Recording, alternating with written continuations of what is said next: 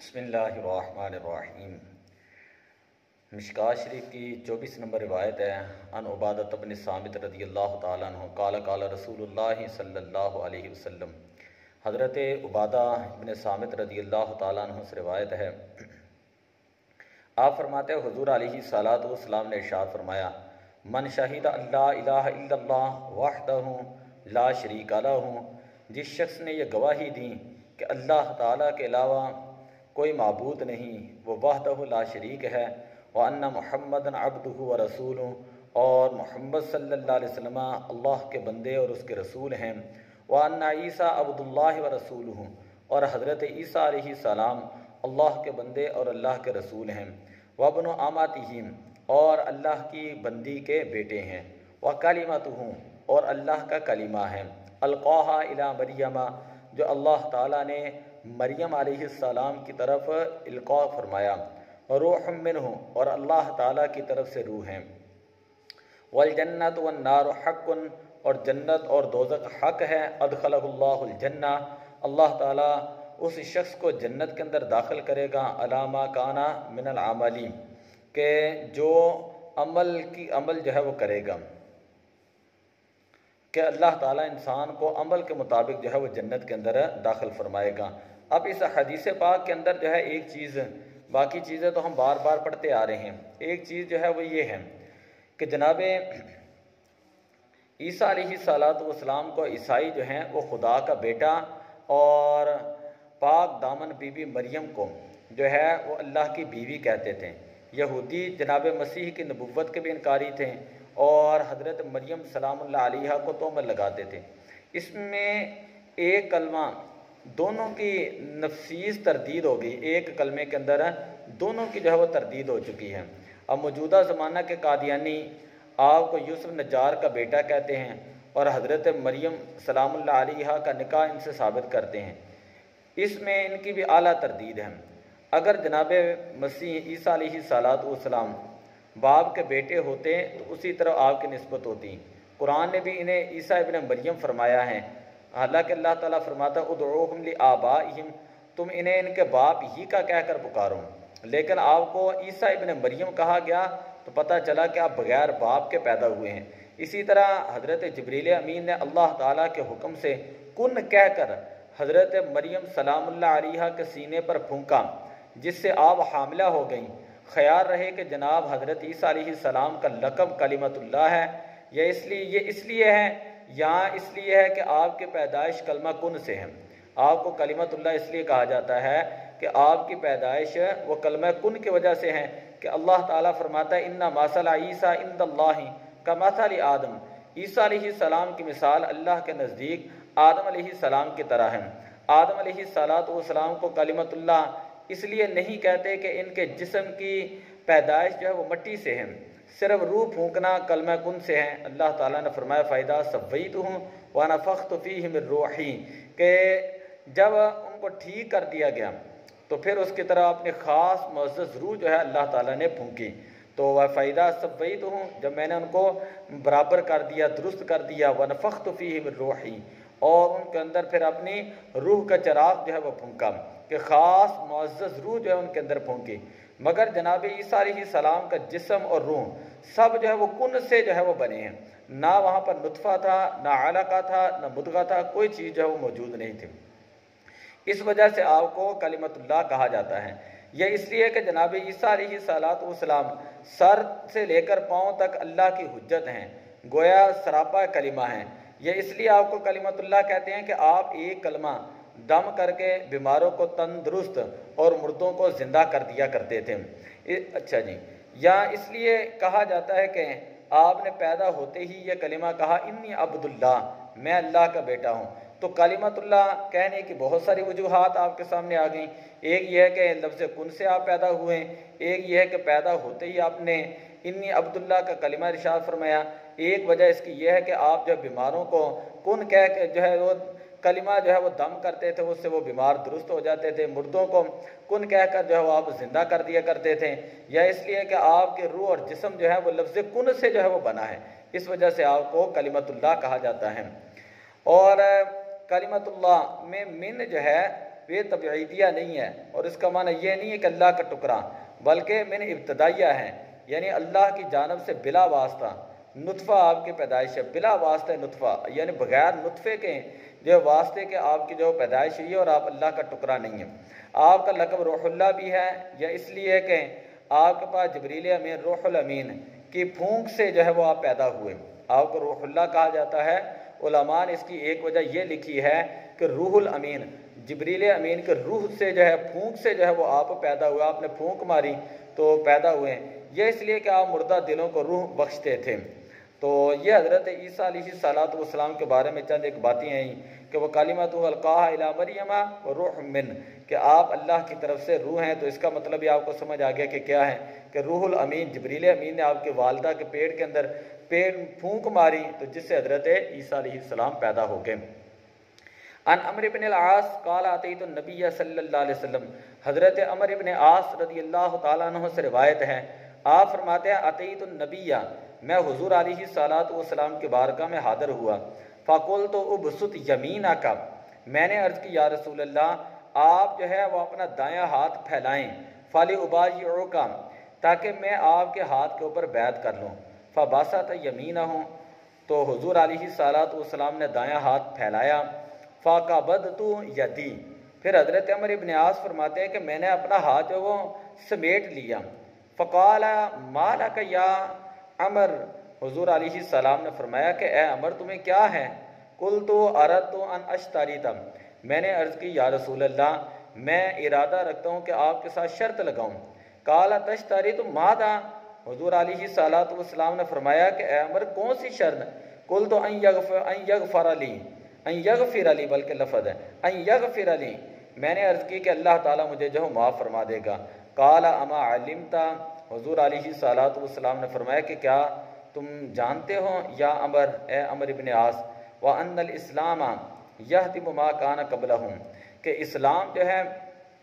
وہ ان چیزوں کو ختم کر دیتا ہے جو اسلام سے پہلے ہوتی ہیں، اسلام سے پہلے جو چیزیں ہوتی ہیں ان کو اسلام جو وہ ختم کر دیتا ہے، وَأَنَّ الْحِجْرَةَ تَهْدِمُ مَا كَانَ قَبْلَهَا، اور ہجرت جو ہے جو ہجرت سے پہلے کے گناہ ہوتے ہیں ان کو ہجرت ختم کر دیتی ہے، وَأَنَّ الْحَجَّ يَهْدِمُ مَا كَانَ قَبْلَهُ، اور حج جو ہے حج، یہ حج ان گناہوں کو معاف کر دیتا ہے اور ختم کر دیتا ہے، ڈھا دیتا ہے کہ جو گناہ جو ہے وہ حج سے پہلے انسان نے کیے ہوتے ہیں۔ یہ روایت نمبر تھی 25، اور اس میں راوی ہیں حضرت عمر بن عاص سہمی قرشی ہیں، اور 5 ہجری میں حضرت خالد بن ولید رضی اللہ تعالیٰ عنہ اور حضرت عثمان ابن طلحہ کے ساتھ مدینہ شریف میں آ کر اسلام لائے۔ حضور علیہ الصلوۃ والسلام نے انہیں عمان کا گورنر مقرر کیا تھا۔ آپ حضرت عمر، حضرت عثمان غنی، حضرت امیر معاویہ رضی اللہ تعالیٰ عنہ کے عامل جو ہے رہے ہیں۔ آپ کو فاتح مصر کہا جاتا ہے، اور مصر ہی کے اندر 90 سال کی عمر کے اندر آپ نے جو ہے 43 ہجری میں وفات پائی ہے۔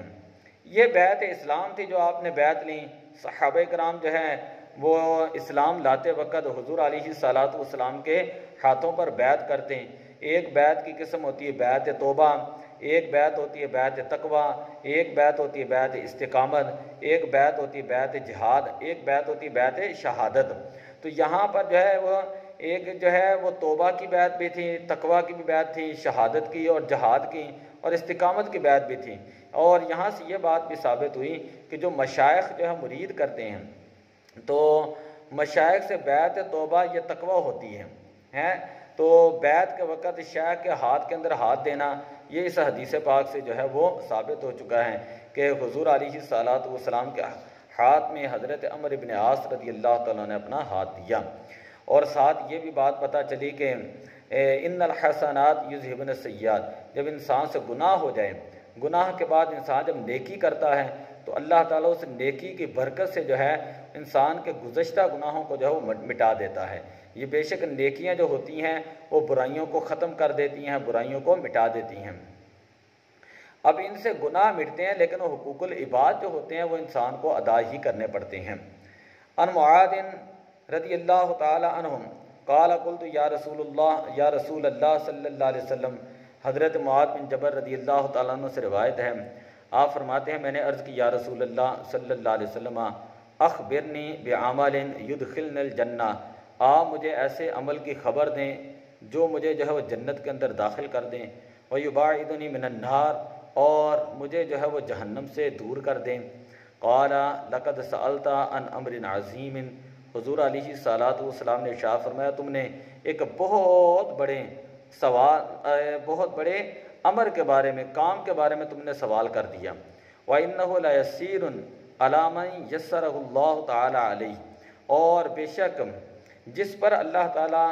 آسانی کریں اس کے لیے جو ہے یہ چیز آسان ہے۔ کیا کرنا آسان ہے؟ تَعْبُدُ اللَّهَ وَلَا تُشْرِكُ بِهِ شَيْئًا، اللہ کی عبادت کر اور اللہ تعالیٰ کے ساتھ کسی کو شریک نہ ٹھہرا۔ وَتُقِيمُ الصَّلَاةَ وَتُؤْتِ الزَّكَاةَ وَتَصُومُ رَمَضَانَ، نماز ادا کر، زکوٰۃ ادا کر، اور رمضان المبارک کے روزے رکھ۔ وَتَحُجُّ الْبَيْتَ، اور بیت اللہ شریف کا حج کر۔ ثُمَّ قَالَ أَلَا أَدُلُّكَ عَلَىٰ أَبْوَابِ الْخَيْرِ، پھر حضور علیہ الصلوۃ والسلام نے فرمایا کیا میں تم کو بھلائی کے دروازے نہ بتا دوں؟ الصوم جنۃ، کہ روزہ جو ہے وہ ڈال ہے، والصدقۃ تفطئ الخطیئۃ، اور صدقہ اور خیرات جو ہے یہ گناہوں کو ایسے بجھا دیتی ہے، صدقہ و خیرات گناہوں کو ایسے بجھا دیتے ہیں، کما یفطئ الماء النار، جس طرح پانی جو ہے وہ آگ کو بجھا دیتا ہے، جیسے پانی جو ہے وہ آگ کو ختم کر دیتا ہے، اسی طرح صدقہ و خیرات جو ہے وہ انسان کے گناہوں کو ختم کر دیتا ہے۔ وصلاۃ الرجل فی جوف اللیل، اور کسی شخص کا رات کے وقت جو ہے وہ اللہ کی عبادت کرنا، نماز ادا کرنا۔ ثم تلا تتجافى جنوبهم عن المضاجع حتى بلغ يعملون، پھر حضور علیہ الصلوۃ والسلام نے اس کے بعد یہ آیت کریمہ تلاوت کی، تتجافى جنوبهم عن المضاجع۔ ثم قال، پھر حضور علیہ الصلوۃ والسلام نے فرمایا الا ادلک برأس الامر، کیا میں تمہیں جو ہے ساری چیزوں کے سر کی خبر نہ دوں؟ وعمودہ، اور ساری چیزوں کے ستون کی خبر، وذروۃ سنامہ، اور کوہان کی بلندی کے بارے میں نہ بتاؤں؟ قلت بلا یا رسول اللہ، میں نے عرض کی ہاں یا رسول اللہ، بیان فرمائیں۔ قال رأس الامر الاسلام، کہ اسلام جو ہے وہ تمام چیزوں کا سر ہے، اسلام جو ہے وہ تمام چیزوں کا سر ہے۔ وعمودہ،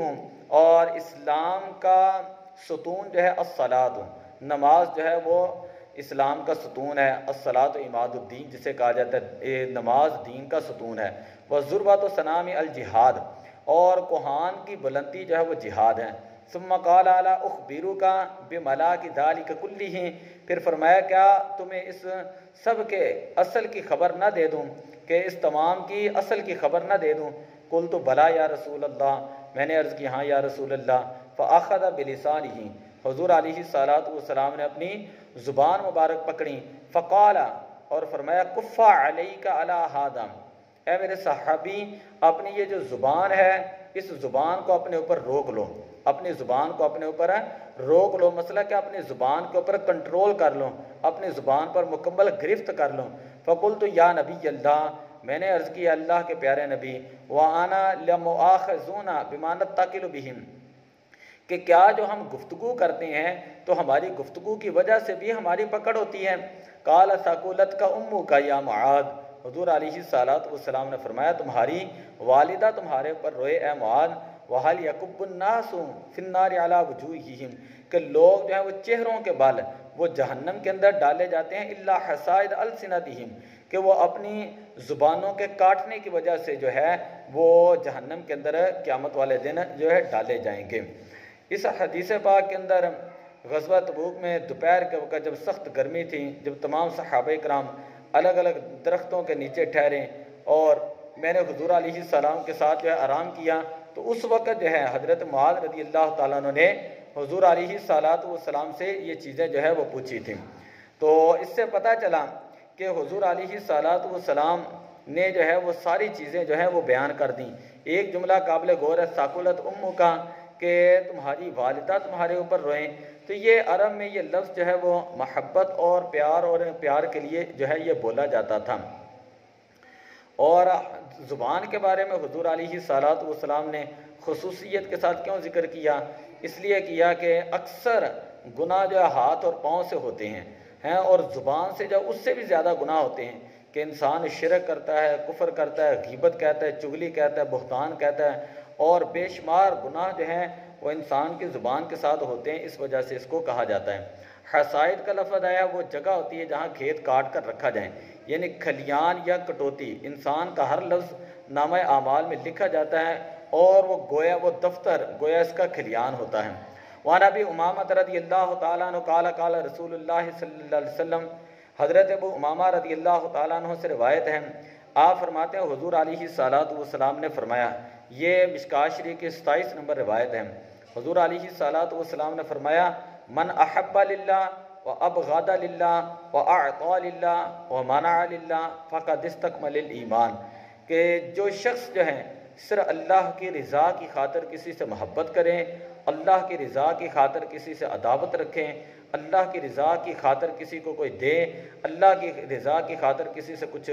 روک لیں، تو جو ایسا کرے گا اللہ کی رضا کے لیے 4 کام کرے گا، فقد استکمل الایمان، گویا کہ اس نے اپنا ایمان مکمل کر دیا۔ آپ کا نام ابو امامہ ہے، آپ کا نام شرف صدی، کنیت ابو امامہ تھی آپ کی، نام آپ کا شرف صدی ہے اور کنیت ابو امامہ، اور بنی حابلہ قبیلے سے ہیں، اور اولاً مصر پھر حمص میں قیام کیا۔ 71 سال کی عمر میں آپ نے 86 ہجری میں حمص کے اندر وفات پائی، اور حضرت ابو امامہ شام کے اندر سب سے آخری صحابی تھے جو وصال کرنے والے تھے۔ اگرچہ مسلمان کا ہر کام اللہ ہی کے لیے ہونا چاہیے، مگر یہ 4 کام جو ہے وہ اکثر نفس کے لیے ہوتے ہیں، اس لیے ان کا خصوصیت کے ساتھ ذکر کیا۔ جب یہی کام اللہ کے لیے ہوں گے تو باقی اعمال، سونا، جاگنا، اٹھنا، بیٹھنا، چلنا پھرنا، وہ تمام کے تمام بھی انسان پھر اللہ کے لیے کرے گا۔ وعن ابی ذر رضی اللہ تعالیٰ عنہ، 28 نمبر روایت میں پڑھنے لگا ہوں، حضور علیہ الصلوۃ والسلام نے فرمایا، افضل الاعمال الحب فی اللہ والبغض فی اللہ، رواہ ابو داود۔ حضرت ابو ذر غفاری رضی اللہ تعالیٰ عنہ فرماتے ہیں کہ اعمال میں سب سے زیادہ افضل ترین عمل یہ ہے، الحب فی اللہ، کہ اللہ کے لیے کسی سے محبت کرنا، والبغض فی اللہ، اور اللہ تعالیٰ کے لیے ہی کسی سے عداوت رکھنا۔ حدیث نمبر 29 مشکوٰۃ شریف کی، عن ابی ہریرہ رضی اللہ تعالیٰ عنہ، حضرت ابو ہریرہ رضی اللہ تعالیٰ عنہ سے روایت ہے، آپ فرماتے ہیں حضور علیہ الصلوۃ والسلام نے ارشاد فرمایا، المسلم من سالم المسلمون باللسانہ ویدہ، کامل مسلمان وہ ہوتا ہے جس کے ہاتھ اور جس کی زبان سے اس کا دوسرا مسلمان بھائی محفوظ رہے۔ والمؤمن من امنہ الناس علی دمائہم اموالہم، اور کامل مومن وہ ہوتا ہے کہ جس سے لوگوں کے خون اور لوگوں کی عزتیں اور لوگوں کے مال جو محفوظ رہیں۔ والمؤمن، اور کامل مومن، من وہ شخص ہیں، آمینہ الناس لوگ محفوظ رہیں، علی دمائہم اموالہم اپنے مالوں اور اپنے خونوں پر، کہ ان کے خون بھی اور ان کے مال بھی جو ہے وہ محفوظ رہیں، تو وہ کامل جو ہے وہ مومن ہوتا ہے۔ اب دیکھیں کہ اس حدیث پاک کے اندر سب سے زیادہ حضور علیہ الصلوۃ والسلام نے زبان اور ہاتھ کے بارے میں بیان فرمایا۔ کیوں؟ اس لیے کہ اکثر گناہ ایسے ہیں، اکثر جھگڑے ایسے ہیں جو انسان کے زبان سے شروع ہوتے ہیں اور ہاتھ کے اوپر جا کر ختم ہو جاتے ہیں۔ حضرت ابو ہریرہ رضی اللہ تعالیٰ نے اس حدیث کے راوی تھے، تو آخری حدیث ہے، حدیث نمبر 30، عن انس قال کلم خطبنا رسول اللہ صلی اللہ علیہ وسلم، حضرت انس بن مالک رضی اللہ تعالیٰ عنہ سے روایت ہے، یہ بہت کم تھا کہ حضور علیہ السلام ہمیں اس کے بغیر واضح ارشاد فرمائیں، الا لا ایمان لمن لا امانۃ له ولا دین لمن لا عہد له۔ حضور علیہ السلام جب بھی خطبہ ارشاد فرماتے ہیں تو اس کے اندر جو ہے یہ کلمات جو وہ ضرور ارشاد فرماتے ہیں کہ اس بندے کا ایمان نہیں جو بندہ امانت دار نہیں، اور اس بندے کا دین نہیں جو بندہ اپنے وعدے کا پاس نہیں رکھتا۔ یعنی امانت داری اور پابندی وعدہ کے بغیر دین کامل نہیں ہوتا، ایمان کامل نہیں ہوتا۔ امانت میں مال زر، لوگوں کی عزتیں، آبروں، حتیٰ کہ عورت کی اپنی عزت، یہ سب جو ہے وہ شامل ہے۔ اگر عورت اپنے خاوند کے بغیر کسی سے بددیانتی کرتی ہے تو یہ اس کے اندر امانت میں خیانت کرتی ہے۔ اللہ تعالیٰ نے قرآن پاک کے اندر ارشاد فرمایا انا عرضنا الامانۃ، اور وعدے کے بارے میں بھی اللہ تعالیٰ نے قرآن پاک کے اندر ارشاد فرمایا کہ وکان عہد اللہ مسئولا، کہ وعدے کے بارے میں کل قیامت والے دن پوچھا جائے گا۔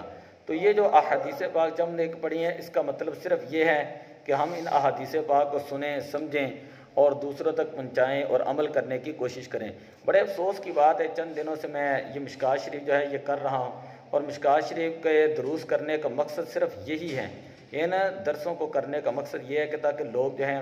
جو اسکول، کالج، یونیورسٹی اور مدارس کے اندر نہیں جا سکتے ہیں، کم از کم جو اپنے گھر کے اندر بیٹھ کر وہ اس طرح تعلیم حاصل کر لیں۔ بہت سارے لوگوں نے کہا تھا کہ ہم مشکوٰۃ شریف شروع کرائیں۔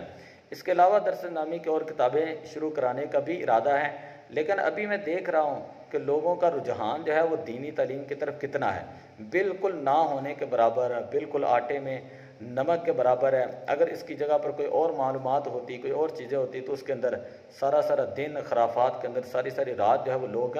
لگا دیتے ہیں۔ توجہ فرمائیں، محبت کریں اور احادیث پاک کو سمجھنے کی کوشش کریں۔ حدیث پاک کے نور کو اتاریں اپنے سینوں کے اندر، ان احادیث پر عمل کرنے کی کوشش کریں۔ جب آپ عمل کریں گے تو آپ کی اولاد خود بخود نیک ہوگی۔ اگر آپ خود ہی دین کی طرف نہیں آئیں گے تو اولاد کیسے جو ہے وہ دین حاصل کرے گی؟ تو دعا اللہ تعالیٰ حضور علیہ الصلاۃ والسلام کی احادیث کے نور سے ہم سب کے سینوں کو منور فرمائے۔ الصلاۃ والسلام علیک یا رسول اللہ وعلی آلک و اصحابک یا حبیب اللہ۔